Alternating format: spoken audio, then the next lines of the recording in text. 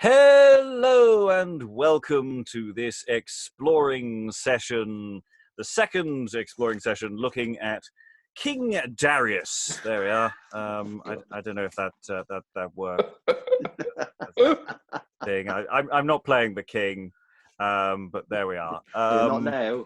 So if you haven't watched the first video, I seriously suggest. I mean, sometimes I joke, and sometimes we say things that are really helpful in the earlier videos. But I think to get a sense of the mood of this room at this moment, following on from yesterday, I think you really do need to go back. In terms of general outline of what's going on,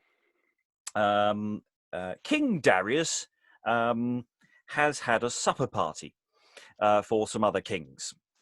This followed lengthily after, followed after a great length, a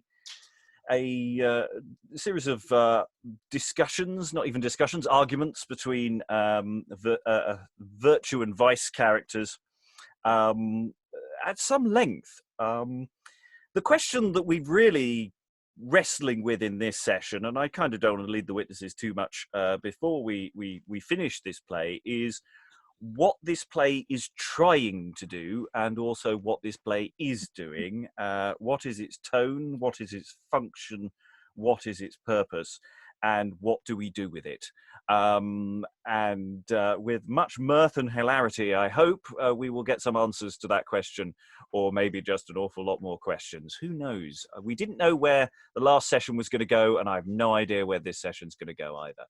So, helping us get through the text this evening, reading the part of Iniquity, Preparatus, and Zorobabell is...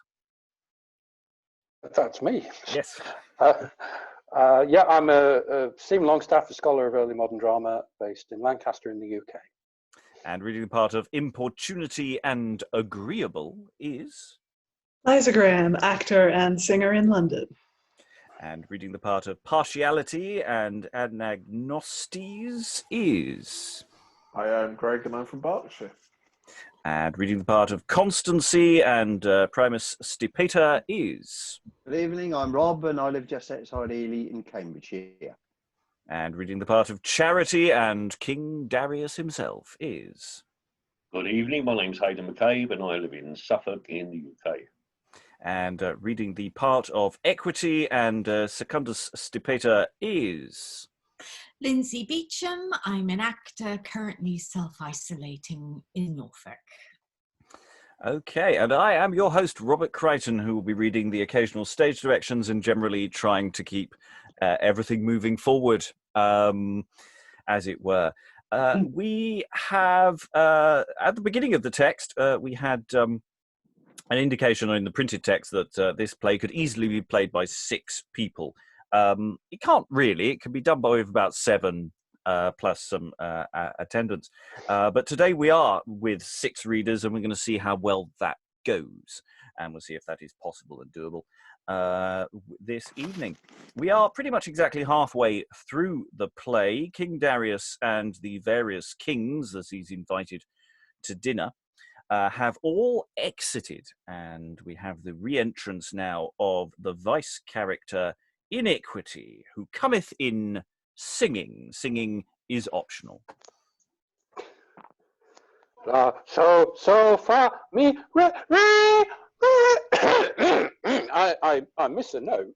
I dare well say I should have been low when I was so high. I shall have it right and on, verily. Oh no, master. Oh, fair you now.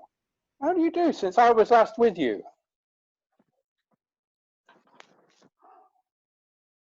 Where are these knaves? They come not away. Oh, I believe I see them coming their way. And Importunity and Partiality enter. Come away! Be naught a while, or surely I will you both defile. Grand mercies, my old friend Iniquity. What, Peter Pinchfist, how goes the world with thee? Well, John Coppersmith, otherwise called the Butterfly, I perceive by your communication you sprang both of like foundation. No, that we did not, by the blessed Trinity. What doth he say? I pray thee tell me. He saith, we came both of one issue. Now, brother, that we did not, I tell you. Of no base stock were we born. Our fathers did never plough corn. They had more better livings than that. When others lacked, they were very fat. My father, if his, was of a noble blood and had great lands, with all other good. Cattle he had also, he was of such a lane. To tell thee a lie, surely I were to blame. Nay, if you begin of your fathers to boast, I will tell you where my father dwelleth in, and what chost. I think he came of as noble a blood as yours, and yet neither of them good. In Rome he dwelleth, that is his common place, where all other bow before his face. All nations to him do obey, and never against him a proud word dare say. Oops, sorry, script's just gone, hang on. Sorry, everyone. Finger went in the wrong place.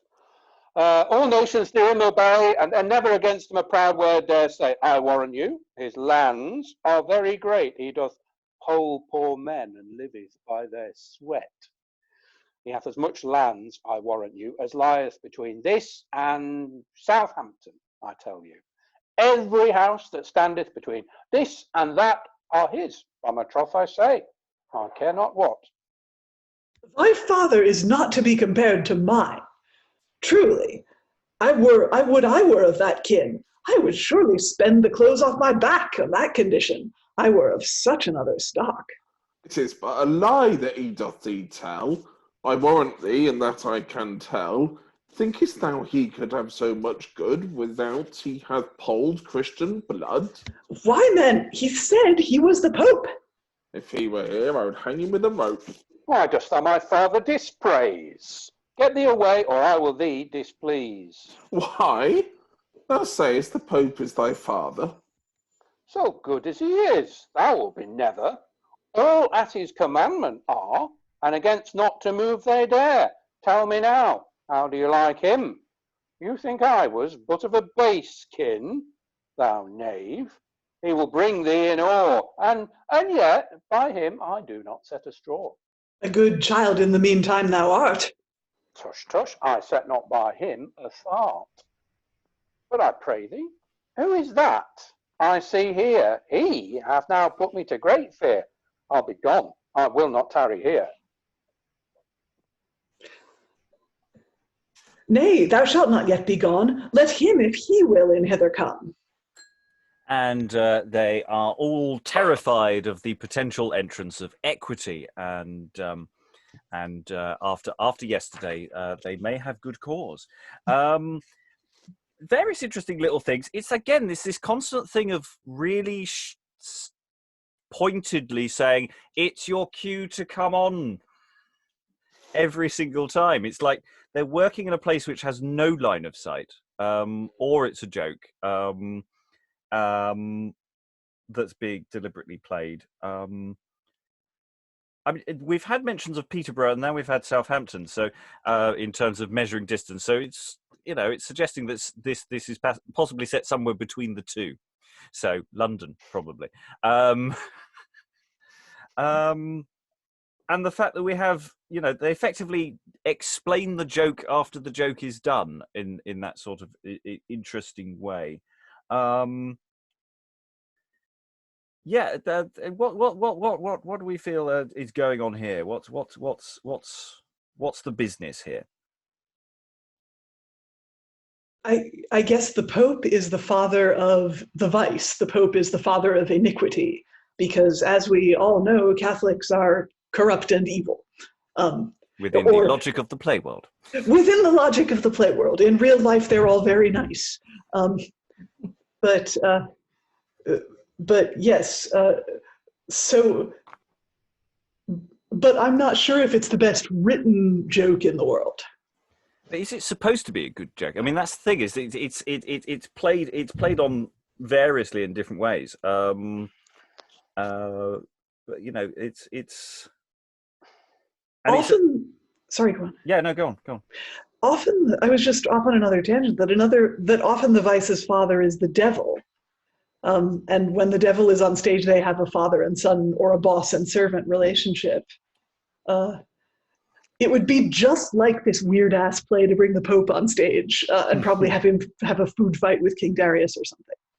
I'm afraid to say I think that's not going to happen, but who knows? Who knows? But yes, the idea that that the Vice's father is Pope all fits very logically within what's going on in the scene.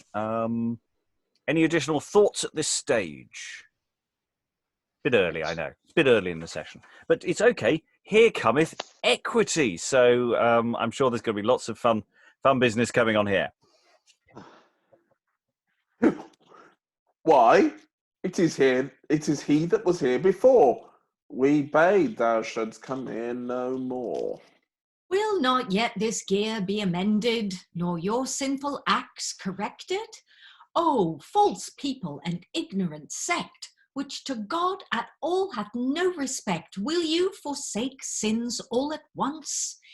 In number they are more than the hailstones. Except you repent in time with speed, God will you destroy in very deed. In Ecclesiasticus this sentence is, that God hath the proud of no reputation ewis. The like sentence is in the Gospel of St. Luke, that God putteth the proud to great rebuke.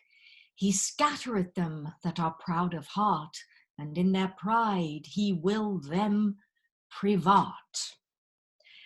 The Apostle Peter doth also report that God doth resist the proud and will never take their part. He throweth down also them that are of a haughty mind, and doth exalt the poor that be pure and kind. In Genesis, it is briefly declared of what metal our body was made. It was made of dung, the same place doth express. Also of earth and ashes it was made, doubtless. The beauty is but vain of it. Get thee away, or I will thrust thee through with my spit. But tell me, I pray thee, what is thy name? Equity, sir, is the same. Equity? Then near kinsmen we be. I disdain to be acquainted with thee. Whoreson, dost thou dispraise me? That preposition in is a pestilent fellow, for it is it that maketh his variance between me and you. My name is called Iniquity, and thy name is called Master Equity. If that thou suffer him here to prate, I will tarry no longer within this gate. I will tarry no longer with thee. Farewell, my old friend Iniquity. And they go both out. Sorry, I've lost it again. You horse and knaves, will you needs go away? We'll take two knaves with you, by my fay. But Tom Narrownose, thou wilt not go. No, I will not yet go from you. I would some more of my brethren were here. Brethren, be in Newgate, do not fear. O wicked detestation, O wicked imagination, leave your old fashion and flee from sin. Call to Christ, the Lord most highest, to save you from Antichrist and his papistical line. Here I was of late, but you drive me out of the gate through your wicked crake and evil way. Except you call for grace and repent in space and all your sins deface, God will you destroy. I think I see a great company coming toward this place. I think God hath them sent thee to torment before my face. Here entereth Constancy and Charity. Welcome, my brethren both. Welcome, I say, forsooth, as much as heart can think. Oh, nay, then I perceive I must take my leave, or you will make me wink. When so many come, I must away run. That I must by this drink. Well, what is the matter? Tell me, good brother, or thou farther go. I need to me tell the verity. What is the cause also? shall I tell the matter? 2 dishes make a platter, but yet I will tarry. Now thou dost me mock, and also dost flout. Therefore get thee away, or I will set thee out of my company. That I will, I say. Brother Constancy and eke brother Charity, with me he playeth ungraciously, and hath me almost defiled with his flattery and his evil company. Also with his envy hath me beguiled. We will find a remedy for that cruel enemy, or ever it be long. We will him so handle, he shall not be able at us to move his tongue. To that I consent also, and will do my part with you to drive him away. Nay, that you shall not, Peter Turnup, yet get me away. Who should here remain but Iniquity?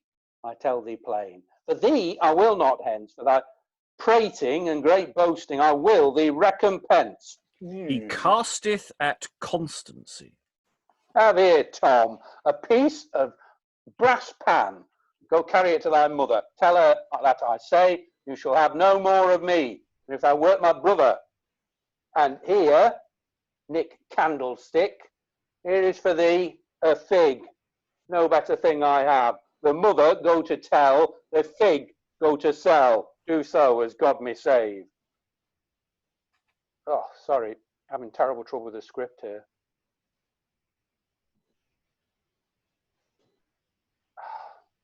Something's wrong with my device, sorry, it keeps jumping everywhere. While we're paused, so what Iniquity do? Because I said he casteth at Constancy. I should really have jumped in as well. He casteth at Charity. So he's doing an action with and speaking to these virtues one at a time. While we are paused, it's interesting that Iniquity himself hasn't left the scene. The other 2 vices just go right. No, we played this game before. We're off. But Iniquity stays, and I find that really interesting. And why do you know these name references? I don't know. You might know, Liza. Candlestick, pudding maker, brass pan. I was just wondering about those. I mean, it made me think about the nursery rhyme about the butcher, the baker, and the candlestick maker. But I don't know whether my first thought is they're just meant to be funny names that he throws at these lofty virtues. But I wonder if they might be in jokes, if they might have been the equivalent of references to memes of the time. Yeah. Well, I mean, if Peter is not if it's not turn up, it's more turnip. Then you've got different. That each one does work in that way, doesn't it? That it sort of fits with that greengrocer's candlestick maker and pudding maker. That doesn't quite work, does it? Maybe the virtues are carrying some kind of attribute that marks them as that virtue, and maybe the attributes look like a pudding bowl or a candlestick or something. It's also, I will give thee recompense. So he casteth that. So it's like he's throwing something at them. Yeah. But what that is really not clear. A very vague one here, but is it maybe a pastiche of the fact that the saints used to carry their martyrdom? Yeah, the same kind of attributes that would let you know what the tall, reverend-looking person in the painting was. And I think the virtues, maybe the virtues have some kind of prop that's like that. Mm. Maybe Equity has a set of scales or a chalice or something. I think giving somebody a fig, I think that's a sort of rude insult, isn't it? It can be a very rude gesture. This was it. Yeah, and there's another one coming as well.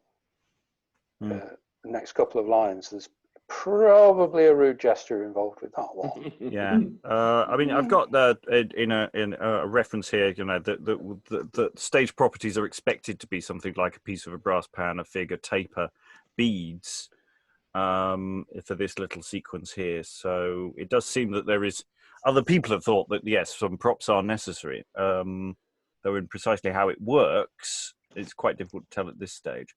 Are you with us, page-wise now, sir? Yep. Excellent. Fingers So crossed. if we continue with at equity, so the John Pudding Maker.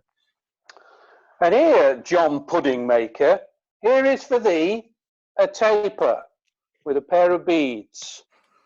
Thou shalt have no better without thou wilt have a fetter to fetter on thy legs. Of truth, now you may get you a packing, because I gave either of you such a thing.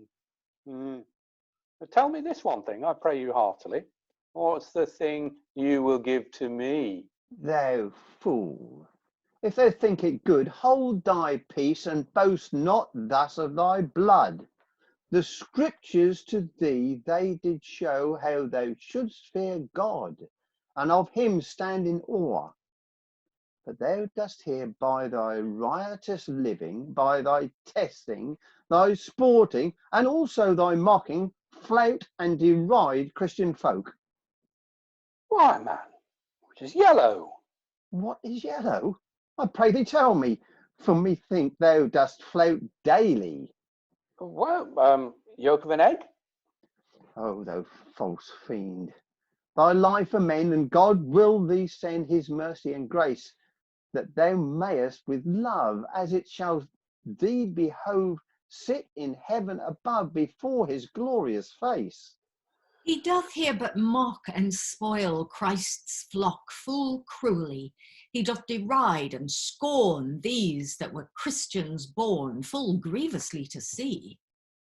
By his communication he came of an ill foundation, I dare be bold to say. Yeah, thou pouch-mouthed knave, thou shalt stripes have if thou get thee not away. Thou foolish fellow, why dost thou daily dally and hear us blaspheme? Hold thy peace. Thou shalt have a mess of peas or else a dish of cream. Wilt thou not yet leave thy cruel spite and sore blasphemousness? Leave thy pride and do exceed in doing of goodness. I will declare to thee places of scripture many before my brethren here. Listen, I pray thee, intending to obey me. Hark with thy ear.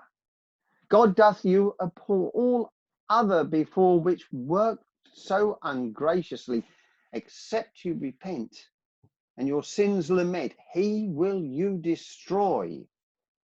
Sir, it is true, you have him told. To say this before you, I will be bold. More easier will it be concerning punishment to Sodom and Gomorrah in the day of judgment, than it will be for thee to enter into heaven, verily. Therefore quickly amend, and say that thou hast warning. Thou knave, I thee defy, I set not by thee a fly. Therefore get thee away, or I will thee displease much against thy ease, if thou long do stay. I pray thee, good fellow, be content, and hearken to my brother's intent. Why, man, thou art my cousin, I know thee of old. Thou wert not best to be too bold. To be acquainted with thee I disdain. Without to God's law thou wilt thyself go train. Sir, you speak well. Now somewhat will I tell to convert him to God. Oh, nay, by the rude. O thou false iniquity, we must destroy thee. God hath put us in mind. Nay, go you and leave me behind. I pray you a little, let us tell him the title of God's eternal grace. Come, friends, and go. I can tarry no longer with you. No, by the mass, that I will not. First I will lay thee on the coat, my Gog's wounds, have at thy head.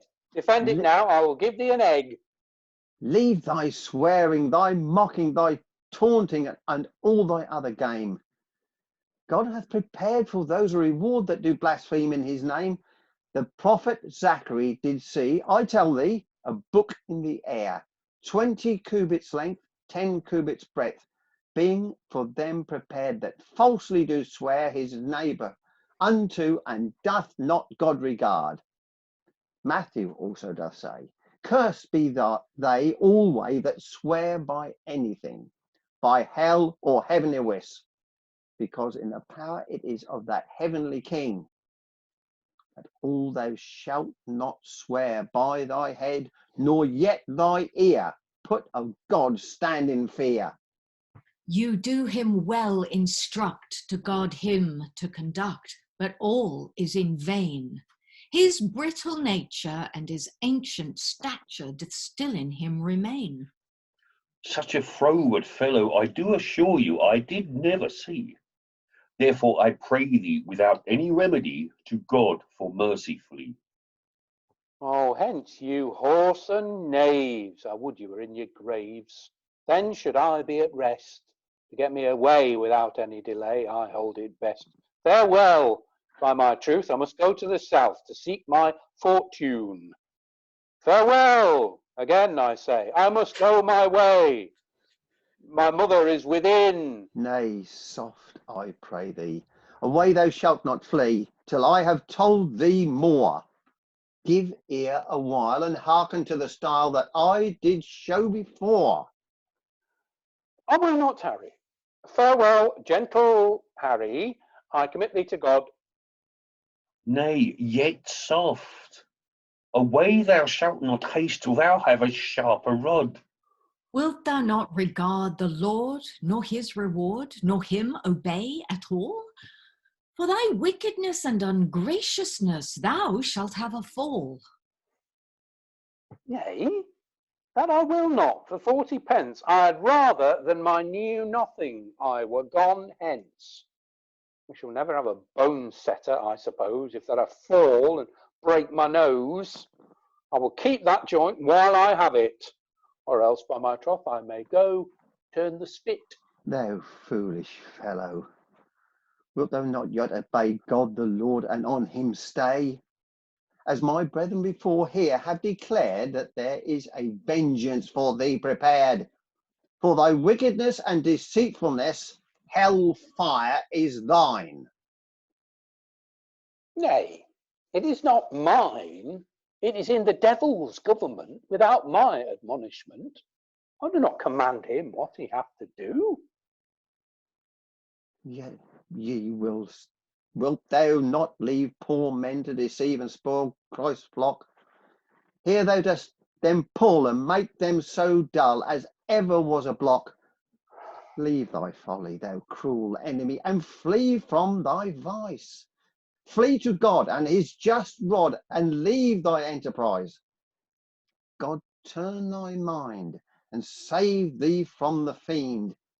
Before thou wilt not amend, thou shalt go hence from thy offence, thy folly to lament.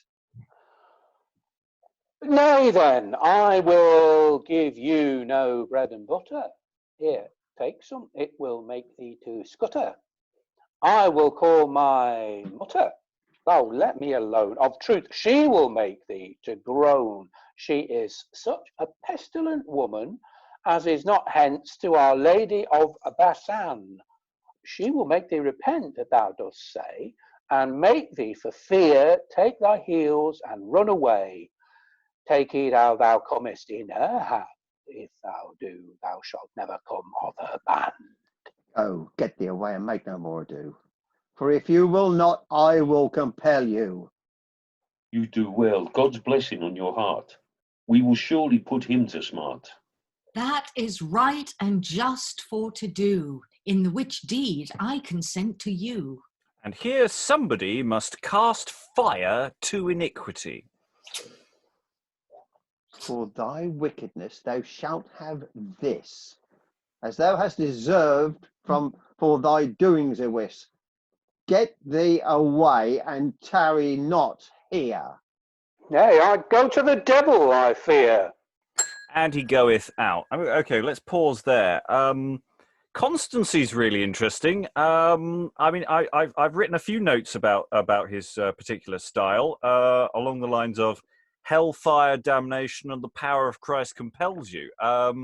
There's something very, sort of expect him to grab and be doing the sort of hellfire, damnation preacher bit all the way through, and there's a moment of potential comedy from him as well, of the hark with thy ear God doth you abhor. It's like, come, let me whisper this in your ear. God hates you. And there's something about that's really, really interesting. The verse in all of this has been such short lines, or most of it has been. It's a very different verse from what we've had for pretty much the whole rest of the play. And it's a very different thing. And then it's this constant false exiting of Iniquity saying, yeah, I'm going now. Yeah, I'm definitely going. Bye. Yeah, I mean, how many more times can they tell him that he's going to be damned? Yeah, but it's the same game that we had in the first half as well. Yeah, it's almost a repeat of the first half, isn't it? Yeah. It's the same. It's very, very similar advice. Yeah. Except that in the first half, the vices threatened the virtues until they left the stage, and now the virtues are making the vice leave the stage. But he's not going. Well, first they want to keep him there so they can preach to him, and then they decide that he's beyond saving, so they tell him to go away. And yeah, there's some Gilbert and Sullivan, yes, I go, damn it, you don't go. Yeah, it almost feels like a drama game where, you've got to say you're going to go, but then you don't go, but then the other people in the room have to say they're going, but don't go. And someone's got to be sitting down, standing up and lying down. It has that sort of weirdness to it. Again, I don't know what this scene is doing. I don't know what it's for. I know what it looks like it's doing, but I don't think that's what it's actually doing. While I was trying to make sense of it, I think it's really hard to make sense of. There was a couple of references early on with him saying, "No, this is my space." Yeah. And I was sort of mentally, I was trying to sort of go, well, this is like, I don't know, the Jehovah's Witnesses or somebody are at my doorstep, and they just keep talking at me, and I'm determined not to, whatever, in this case, leave them in possession of my space. And so I'm just sort of listening and getting really bored because I'm a vice and, I've got a short attention span.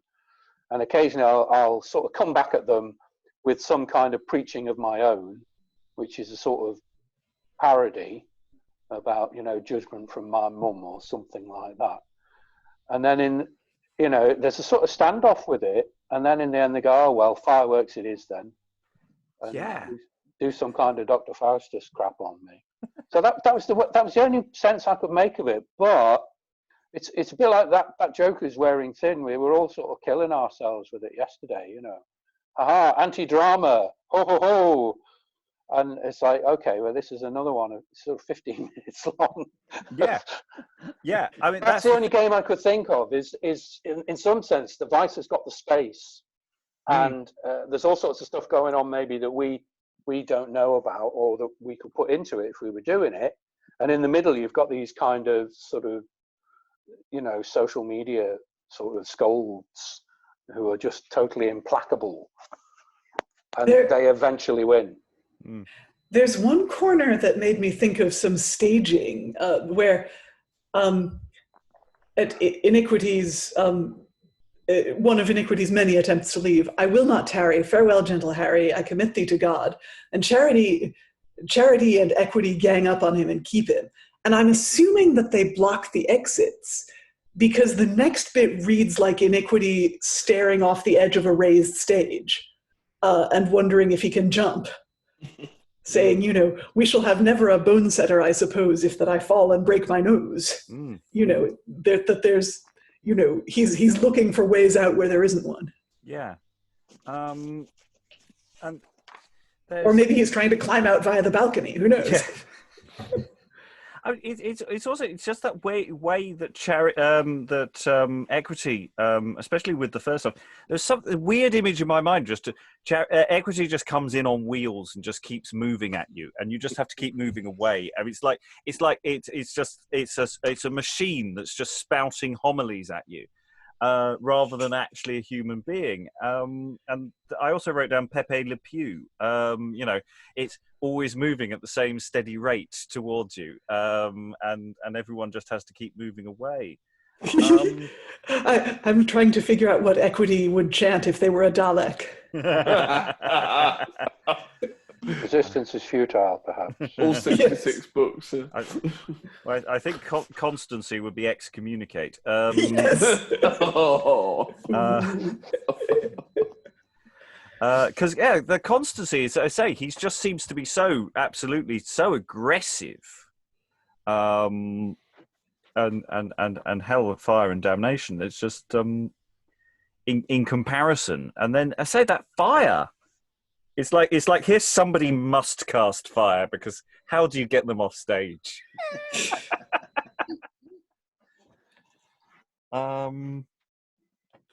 So yeah, and Iniquity goes, and I think it's fair to say no spoilers here, people, but we're not going to see him again. That's it. I'm not going to say you're not going to see some of these other characters again. I'm sure you're all looking forward to seeing Constancy, Equity, and Charity once again. We haven't finished the scene. There's still a little bit of them as a coda. So, because King Darius is definitely coming on anytime soon. Definitely coming. Preparing himself for the wings. Yeah. The fans are waiting for the autograph. Okay. Hurry up, Darius. Yes, let's finish this scene. It won't be long. Getting changed. Yeah. And I'll ask the song coming up. I'll ask Charity to sing that. You don't have to sing it, but it follows your dialogue. So I'll ask Charity to read the song when we get to it. So let's finish this scene. And Iniquity goeth out. Praised be God that with his rod, which is upright, hath this man destroyed and clean abhorred in his malice and spite. My heart is as glad as the riches I had that Mida did possess, both corn and fruit, nothing destitute of abundant excess. Praise we God above with fear and love, which have plucked him away.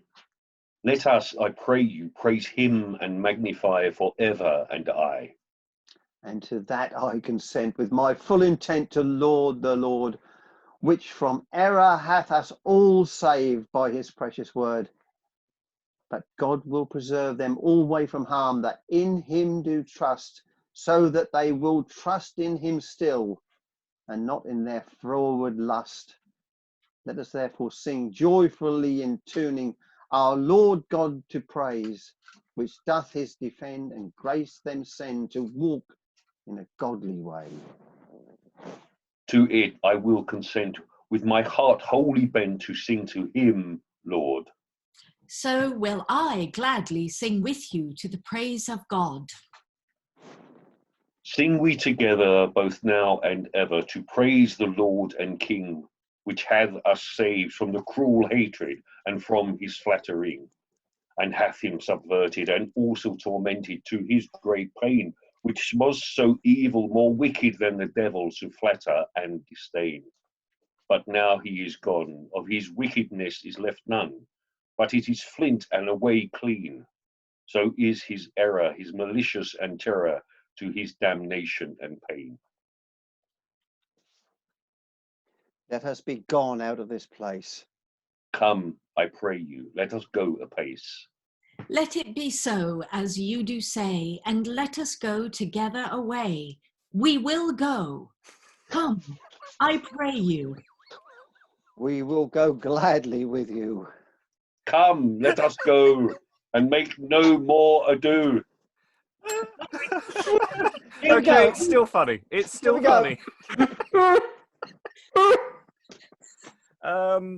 Yes, let's go. We will go. I mean, it's so waiting for Godot bits of this, isn't it? Especially in the sense that nothing happened twice.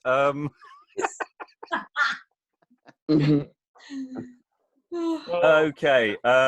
Without further ado, however, we will move rapidly onto the court of King Darius. So they go out, and the king. Although I should say, Constancy. Grace them send to walk in a godly way. I know that's not what it means, but there's such potential to walk in a godly way, people. Sorry. Anyway, they go out, and the king entereth and saith, My servants, where be you? Come hither quickly to me. And Preparatus and Agreeable enter. At your commandment, We be. What is your will to say us unto?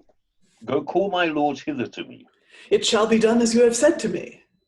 Whatsoever you do command me, to do it ever will I diligent be. Go then forth quickly, and make no more ado, but bid them come in haste me unto. Sir, God have you in his custody. We will go fetch them hither to you. They go out, and Anagnostes and Optimates. Optimates. Oh, Or- have I given an Optimates out there? Is anyone down to do that? I don't think I've given that out. I don't remember that from earlier. That's you then, Robert. It's me. God save thy grace, gentle king. I salute thee with much greeting. This is the cause wherefore and why that I send for you hither to me. What is the cause, I pray you us tell, and if we can, we will it fulfill. They that in my chamber me do keep, commune together whilst I was asleep. At last I waking, and hearing their murmuring, how they talk their matter concerning. They strive among themselves together, every man to say a weightier matter than the other. And he that the best can speak without fraud or without deceit shall be rewarded with much good, with cattle also, and with food. The writings they did deliver to me, that I might read them over, all three. Read it yourself, I pray you. Sir, you say very well. I will read the writings to you without fail. Listen, I pray you, unto me.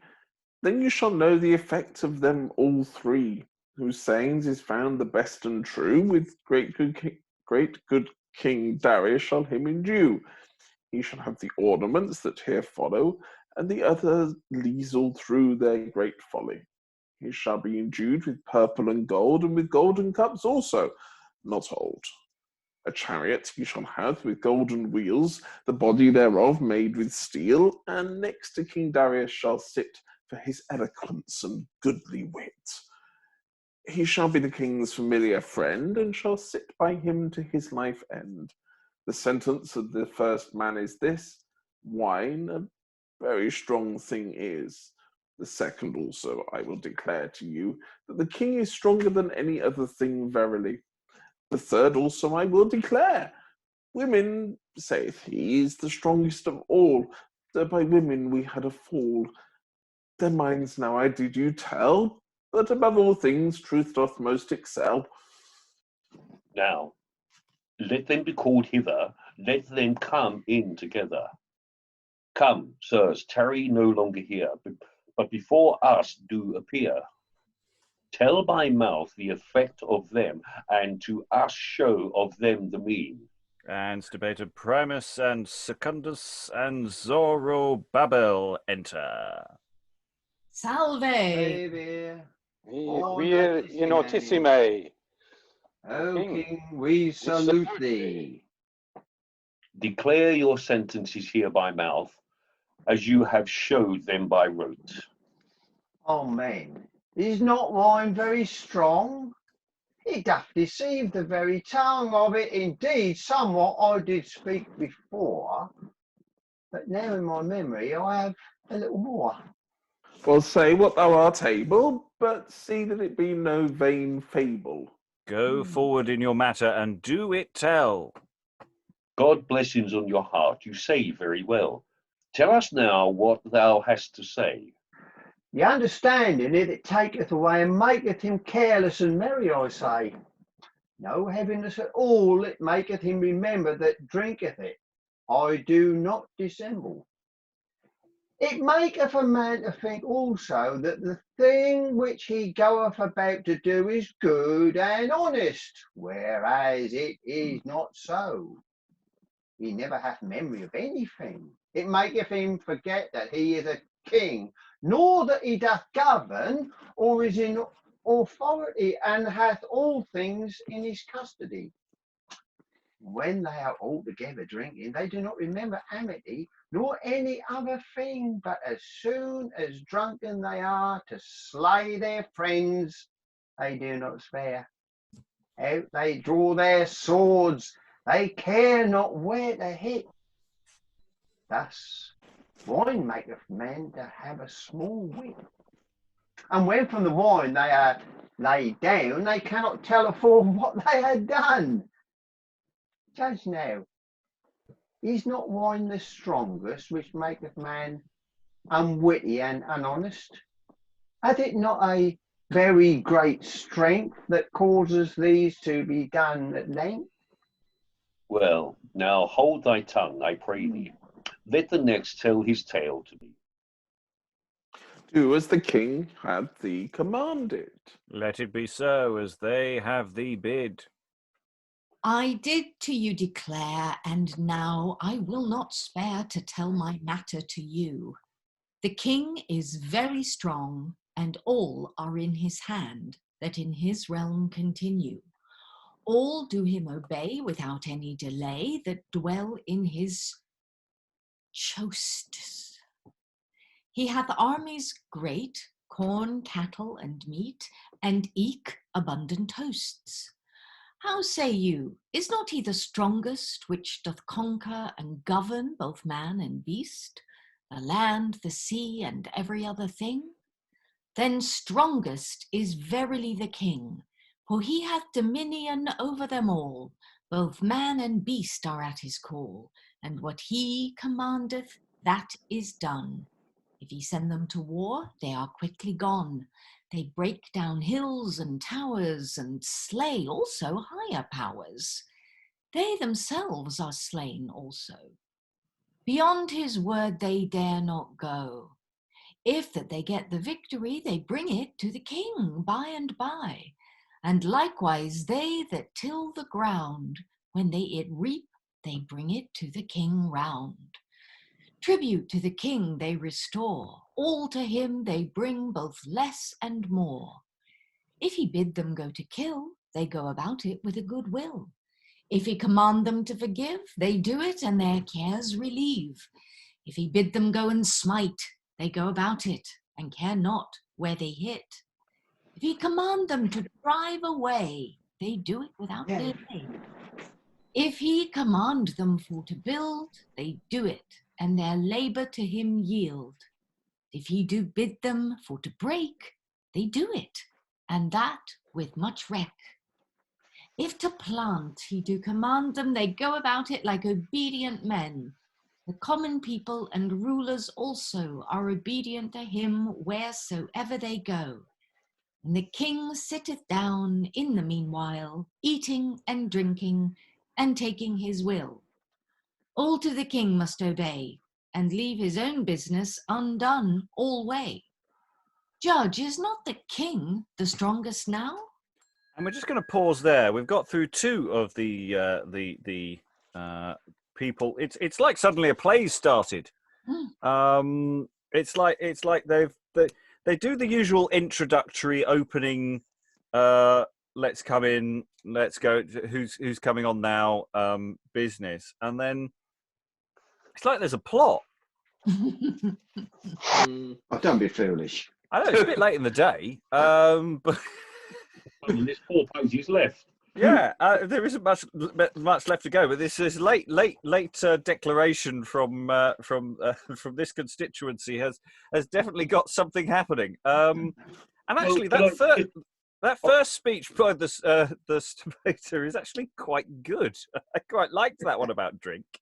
I understood the relevance of the second one of flattery and pride, etc. Yeah. I didn't see where the first one actually fits, though. It's a good speech. It's about drink. Well, what's that got to do with the king? I can see the second one. He likes whining and dining. Well, it's a question of which is strong, which is the stronger, isn't it? I mean, that's the is it the king? Is it drink, or is it Woman. whatever comes next? So what wine is more powerful? I think that's what they're. Am I wrong? Someone tell me if I'm wrong. No, So wine, as opposed to what, flattery, in the first and second. I think it's first of all, the argument is wine is the strongest thing. Then in the second argument, it's the king is the strongest thing. And then we're about to get the third argument, which I believe Is women. is women. Is Oh, right. Okay. Thank you. I missed that completely. Thanks a lot. Yeah, and it's slightly weirdly set up, isn't it? About things. Sort of. Yeah, go, Liza. I didn't mean to talk over you, Robert. I'm sorry. That's right. That it's basically a debate club with the prize being riches and cattle and a chariot made of steel, which sounds quite badass, doesn't it? But whoever speaks the truest gets the prize. Yeah. But it's the thing of he's overheard these people, his servants and bodyguards or whatever, having these discussions quietly in the background, when they think he's asleep, and he's going, I want to join in. I want to hear what you say. It's like he's been left out. He feels left out, from all those fun things that other people do. Yeah, well, he has been in the play a long while. Sorry, who's saying that? I can't hear you. Don't worry. Okay. Yeah, I liked Anagnostes' speech telling the prize. It was like, oh dear. You're really egging the pudding up on visions of it being like a small doll's house sized chariot. Oh dear. And then, well, I mean, the second Stipator's speech is a bit more disappointing because it's sort of just and they do. If they do it, if he command them, they do it. If he command them, they do it, and it goes on quite a lot. And again, there's the question of what game is being played there with the room and with the speaker. It's the same game we've had a couple of times now, so whether it's still working is another question. It's sort of world's most boring man, isn't it? It's like the Alan Partridge character, where he goes through a long list of years where nothing happened. Yes. If he command them to forgive, they do it. Yeah. If he bid them to go and smite, they go about it. If he command them to drive away, they do it. Yes. You could. I mean, it's easy to mock it, isn't it? Well, it seems to be unless it is deliberate. I don't understand what this play is. I mean, that's the thing. Well, you can let yourself off the hook by thinking, well, whatever they might have thought, if we ever did it. Well, yeah. I mean, there's yeah. I just can't see it as anything other than a deliberate adjustment of maybe there might have been a text that was more fully formed at some point, but someone's got at it and decided to rip it apart. I don't know. It's genuinely baffling, this play. It's fascinating. It does feel like a pastiche every time of those the plays where you get the three counsellors going, oh, you really shouldn't do this. That's me. And yet it reminds it's very reminiscent for when we did Geronimo, which is a much later play, but seems to be built from the ashes of the Spanish comedy, the first part of the Spanish tragedy, and that veers occasionally to being quite good in terms of speeches, and then stuff which is obviously comic, and there's bits of this sequence here and occasional bits of other sequences where you're going, no, you can almost detect that there's an original thing that was supposed to be done, as a proper play, but it's only in here as material around which other games are now being played, and it's been deconstructed in some way. But I'm entirely willing to say that I'm utterly wrong. I just don't know yet, because we haven't finished it. There's another long speech, much longer speech. I suspect whoever is Zorobabell, a name very appropriate, does this at a reasonable lick.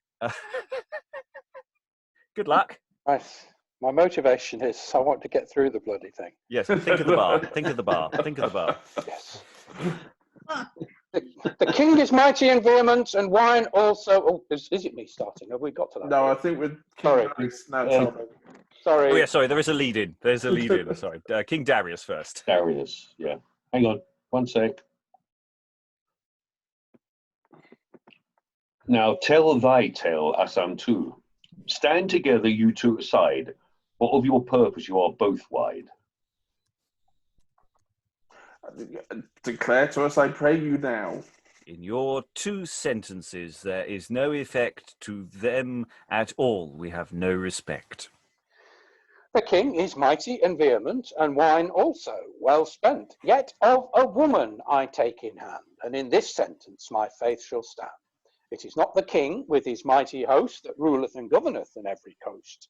Nor it is not wine that doth excel, but to you the truth I will tell. A woman, I suppose, it is that over these hath dominion, Iwis. Hath not the woman born the king, and eke every natural thing? Hath not women brought them up all, the vineyards whereon wine doth fall? They make garments for all creatures, so that they be of human statures. These cannot come without women, therefore the honour we must give to them. If they possess silver or precious gold, their hearts are soon very cold. If they see a woman well favoured, they forsake their gold that they have gathered, and their eyes are bent upon their heart and mind on that woman, and have more love on her unto than to their gold. It is true. He leaveth his father that brought him up, his mother that also gave him suck. He forsaketh also his country native, with that woman all his life to live. With the woman also he jeopardeth his life. He regarded neither father nor mother, and all for his wife. By this, then, needs he must know that women have dominion over you. Or doth it grieve you that I do tell ye? Well, well, it shall not grieve me. A man his sword out does take, to go and steal, he is not slack. To rob and to sail upon the sea, to murder and kill, he is prompt alway. And when he hath stolen and also robbed, he bringeth to his leman with a good courage. Again, a man loveth his wife better than he did his parents in his life. Many one in earth there is that loveth his wife, wandereth well, Iwis. Out of their wits also they do run, and bondslave for their wives' sake are become. Perished also many have, and are become Satan's bondslave. Many also are fallen into sin, and all through the cause of women. Believe me now, if you will, your minds I will by and by fulfill. I know a king which is great in power, and all lands stand in dread of him at this hour. No man upon him dare lay hand, nor at any time may with him misstand. Yet did I see with mine own eyes upon the daughter of King Bartacus, the king's concubine, she was truly of the king's right hand she sat, I tell thee, and the crown from his head took, and on her head did it put, and with her left hand him struck. Therefore, moreover, the king looked upon her and durst say nothing. He was in such fear. If she laughed upon him, he also did laugh. But if she at him waxed wrath, the king was fain her to flatter and speak her fair till he had gotten again her flavour. O men, is not women the greatest of might? O thou earth, thou art very great, the heaven high withal. Thou canst work these pretty feats that doth contract them all. Swift is the course of the sun, the moons and stars there also, which in their day their course do run with planets other mo. He fetches his course round about the compass of one day. The stars, the moon, and eke the night, their compass do not stay. He then is very excellent that causeth this to be done, which sitteth above the firmament within his holy throne. But great is the truth and of good effect, and to it we must have a diligent respect. The earth doth tremble and quake at it, Iwis, and no ungodly thing in it found is. Wine is an unrighteous thing. Unrighteous also is the king. Women are become unrighteous also, and no goodness at all they can do. The children of God are unrighteous all, as well the great as is the small. The works also that they go about is unrighteous. Without any doubt, in that unrighteousness they shall decay and perish also. It is true that I say, in the effect of that, it is no unrighteous thing, no craft, no policy, no nor leasing. Therefore, let us claim it for our own, and let it deeply in us be sown. Blessed be thou, the God of truth. Let thy truth be in every man's mouth.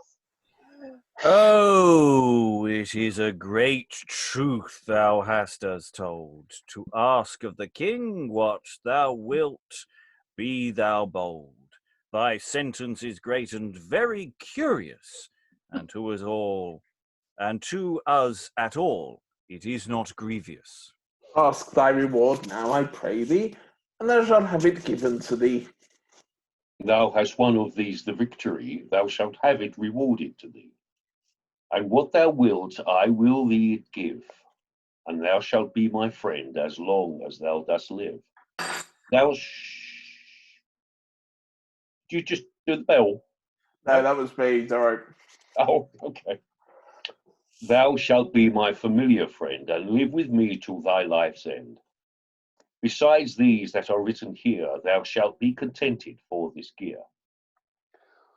Remember now thy promise made to me of late. Let it now fulfilled be in reasonable rate, which thou promised unto me when thou earnest into thy kingdom. Lord, that now granted be with reasonable freedom.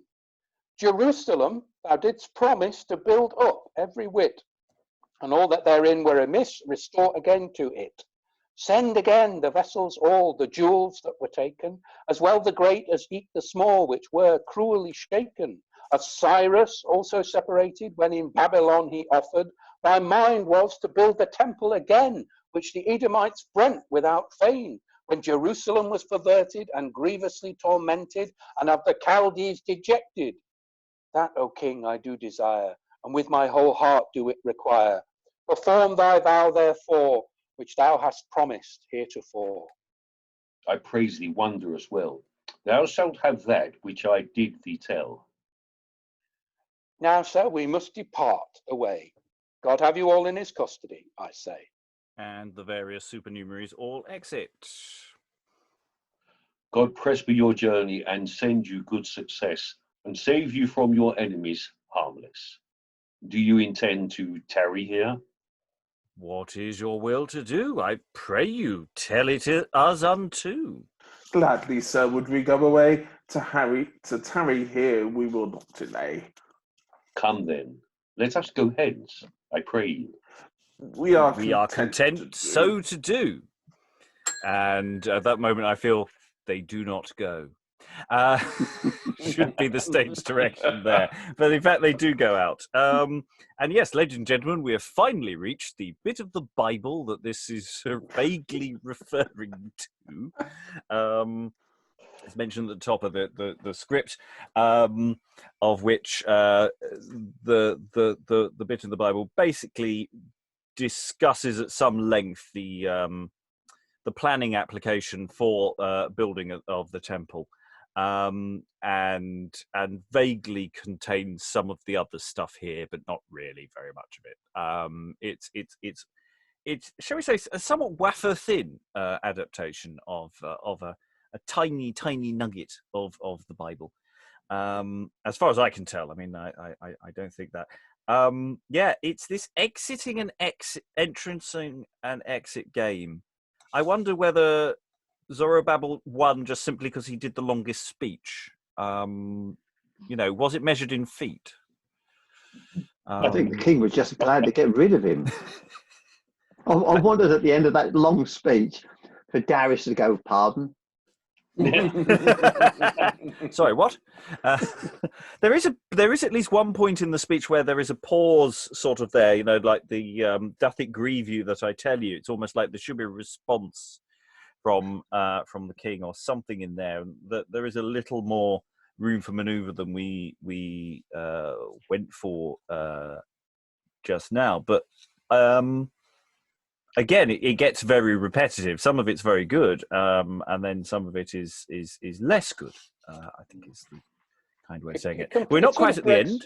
It breaks in the middle, doesn't it? I mean, it's sort of like first half is sticking to the game, and then it just completely loses the plot. Yeah, the unrighteous, again and again and again. Yeah. Apparently, the name Zorobabell, it's spelled slightly differently, but he was a satrap, a leader of a province in Jerusalem. Yeah. And he led the Jews back from Babylon in the time of Cyrus. Well, so he's the person who this element of him appealing to the king to rebuild the temple is from the Bible. It's from that part. Yeah. So that little nugget. Again, you know what I was saying yesterday. This is from the Herodotus version of it. I'm going from Book of Ezra. Various chapters which Darius turns up. Which is incredibly boring and not Herodotus, mate. Yeah. Anyway, it's not quite over yet because we have the epilogues and some singing. So everyone's delighted to know that here enters Constancy, saying as it were an epilogue. You have heard here, good people, of late of 3 young men. Their sayings by rote, by mouth they did recite. I think you have heard how the flatterers were cruelly abhorred. 2 there were, Stipators they may be called iwis. They went about by flattery, but yet they did miss. But constancy is a thing most poor. The 3rd, Zorobabell by name, did remain in constancy and keep the same. The saying, I suppose, you do understand, yet to show you again, I will take in hand. The one declareth the strength of wine, how it doth deceive the frailty of the brain. The 2nd also doth express that the king had the most strength, doubtless. But wicked men they be, and also flatterers. They may well enough be called Stipators. Then the 3rd, the truth to tell did begin. The victory of them all he did win. He remained in constancy and was still wise. As for flattery, still he did despise. Thus have you heard the effect of all, how that for their lies they have got a fall. Pray we to God, the Lord of might, that he would send down his clear light to Queen Elizabeth, and send her his word, that from her enemies she may be restored. Let us also pray that she long may live, and that for her subjects true precepts she may give. For the counsellors also let us pray, that in the true faith direct them he may. And that also grace he would them give, to give counsel wisely while in earth they live. Amen. Amen. And I'll ask Equity if you'll do the final song, please. Let the truth be in every man's mouth, both young and old. Let him be bold with truth to hold, lest they perish like hogs swinish and utterly decay. Then he shall be sure long to endure abroad in earth, and from the dearth God will keep his heart, also from punishment and from cruel judgment, for ever and for aye.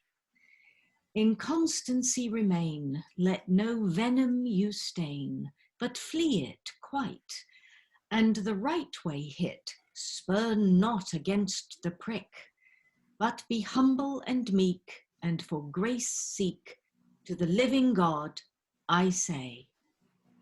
And that there ends, and we had Equity and Charity joining Constancy there for the epilogue. And it's interesting that we have this sort of multi-voiced thing. It's nice that Constancy sort of explains the moral of the story at the end, because frankly I didn't quite get it from the action that we had before.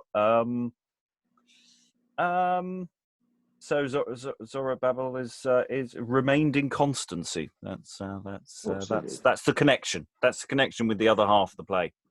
Really, yes. Oh, Yeah, Right. I'm sure you got that. I think you were looking for very, very tenuous connections here somehow. Well, no, Constancy said it, so it must be true. Oh, it must be true. Yeah. Yeah. Okay. Just out of curiosity, just for the question for the room is, how should we go with? I've been saying Stipators. Does anyone have a better pronunciation? Stipator. Hmm? Stipator. Mm-hmm. It's the actual persons, from what I've come across from reading, they're called Stipators. I don't know. At the end, rhymes aren't always 100%, but at the end of a line, it's rhymed with flatterer. Or Stipator. Or Stipator. Or Stipator, yeah. I mean, basically, I record this. Actually, we've done this epilogue separately for the podcast in the future, and the person who recorded it has given me every single stress imaginable, and I just would like some sort of consensus as to which one I go for. See, what's the root of the word? It's Latin, isn't it? It must be the verb yes. stipare or stipare, depending on whether you're having long or Was It's it fine. Nobody knows the answer. It's fine. I got it from the Latin, which was supposedly pronounced Stipator, as bodyguard. Mm. That's what the internet told me. So I'm no expert. I'm just saying what's there. Okie dokie. Any other votes? Any other votes? No, it's fine. No, it's fine. thanks. If that we've got different opinions, that is fine. Well, I will find someone who knows for default or doesn't. Okay, so we've talked about this as the question of what it is. Anyone would like to defend this as a serious work? Seriously, no. I haven't drunk enough yet. They tried, right? Gold star, you tried. It reminded me of, does anyone know the play Rosencrantz and Guildenstern Are Dead? Mm-hmm. We're walking into dangerous territory here. It's like that, but for the Bible. So there's a bit at the end which is quite biblical and quite canonical, and the rest of it is just something around it. So I think it's the characters. Some of the characters talk the same when they're in the serious bit as when they're in the non-serious bit. But I think you could argue that the biblical bit is done absolutely straight, and there are bits in the biblical bit that crop up elsewhere but can't be done absolutely straight, because you can only do that if it's biblical or canonical in another way, because the audience will wear it for that. They have to. They've been hit with all these authorities. They've been hit with this kind of rebuilding the temple at Jerusalem and stuff. You can't giggle at that. But that's not the context most people encounter the moral teaching in. That's the sort of everyday context when there's sort of idiots like Vices and people like that around.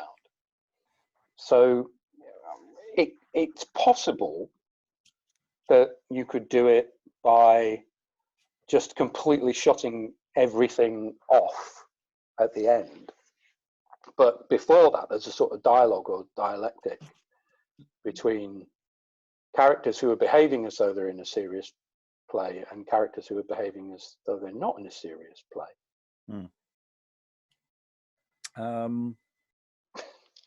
Any other defenders of this as a primarily serious work? I honestly think the author's intention was maybe to write something. Was maybe to write something edifying and to write something moral, but and there is the occasional joke that actually is funny, but I don't think either the serious stuff or the comedy works terribly well.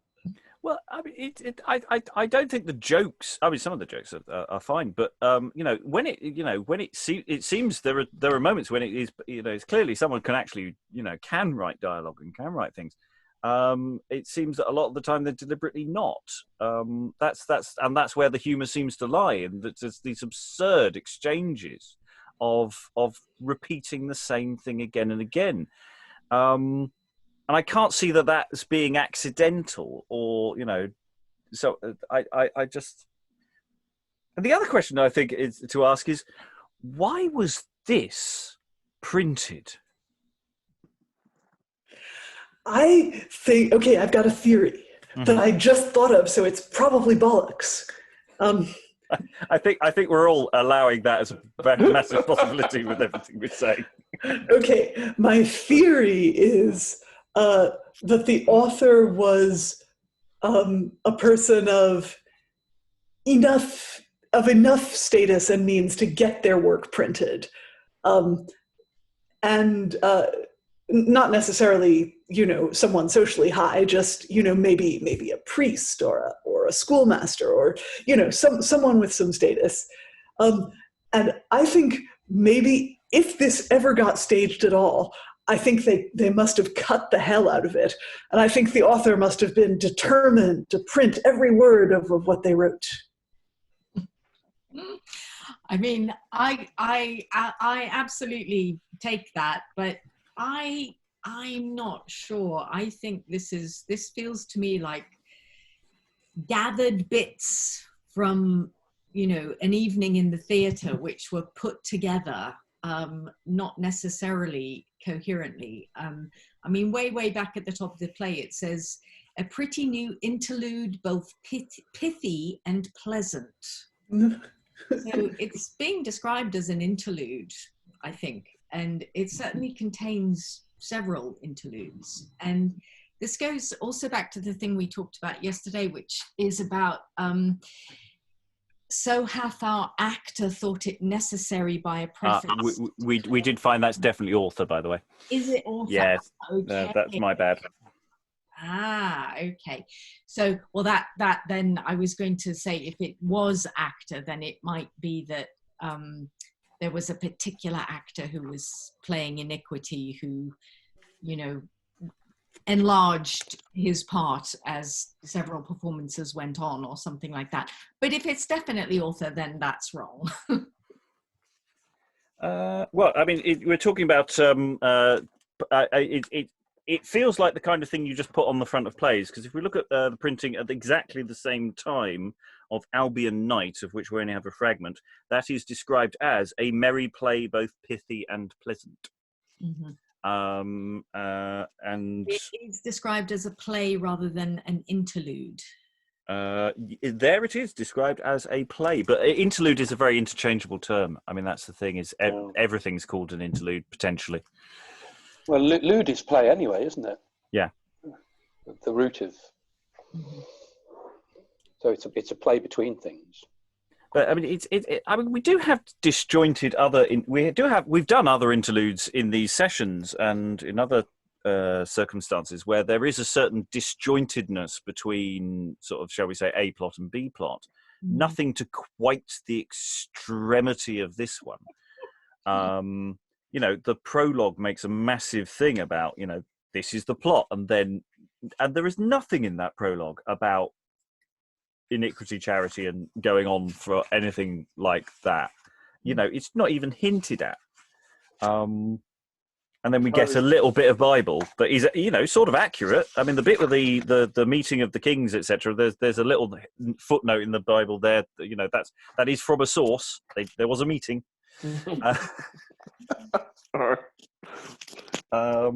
If I was King Darius and I ever met the author, I think I'd probably sock him.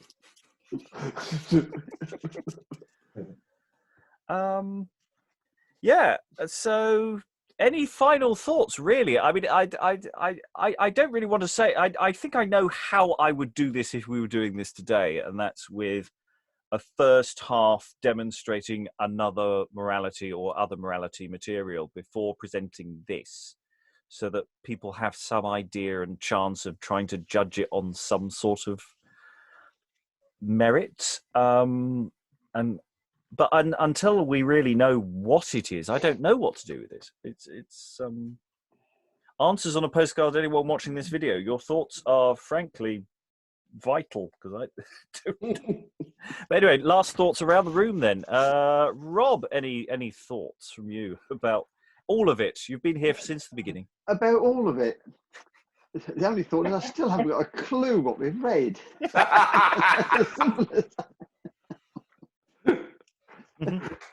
My little brain hurts. It's been enjoyable, and it's an enjoyable moment now. It's a bit like stop and banging your head against the floor, isn't it? It's nice when you stop. Imagine being, you know, a law-abiding Tudor person, and imagine having paid a penny to go and hear a pleasant interlude and getting this. I wonder how many would have left at the interval. No, they would lock the doors. Yes. You have the virtue standing there going... You have to pay to get out. They let you in for free, but you have to pay to get out. Actors playing virtues standing at the doors going, "Nay, masters, ye go not away." Well, that's why they're always having to shout for entrances and exits. It's to unlock the door briefly to let the people in and out. Greg, any final thoughts? No, nothing. I'm with Rob. Can we have something a bit funnier next week, please? Sorry. I thought it was perfectly funny. I thought it was hilarious. It was just not intentional. That was tongue-in-cheek. Sorry, Rob. There's some so warped tragedy next minds in week, this right? room. Mr. McCabe, any thoughts? I'm going to wait for the Guardian review to find out what happened. Go down the nut, Ian. Yeah, go down the nut. Yeah. Lynsey, any final thoughts? I would be very curious to know if there's any history of what this was like in performance, because I simply can't see all the disparate parts hanging together across a single event in a theatre. I can't picture it. Stephen, any final thoughts? Well, I'm the same as everybody else, I think. I'm still sort of intrigued by the use of space and all these exits and entrances, and have we got somebody making room, and is the Vice talking to the audience and that kind of thing. I think it's interesting from that point of view, but it's not. It's very, very difficult to be entertained by it. It's too meta for us, if it is indeed meta at all. It might just be as dumb as it actually looks. Which it renders it in many ways the most fascinating puzzle. But yes, it's not one that's immediately making me go, yes, this is one for the repertoire. This is one to figure out and do something with, but I don't know what. But yeah, having read around a little bit today and looked at what people have said about this text, and none of the descriptions anyone has written about this text match the experience we have all had in our perplexity. Everyone has sort of really approached it on a very straightforward face value quality to it, and I either we're all having a brainstorm and this is all perfectly straightforward and fine, or it's a very different, strange beast. On that note, I don't think anyone has anything more to say, so I think I'm going to wind up the session. Thank you very much to all the readers for all the work they've done, battling through in 2 sessions King Darius, and all I can say now is goodbye. Bye. Bye. Bye.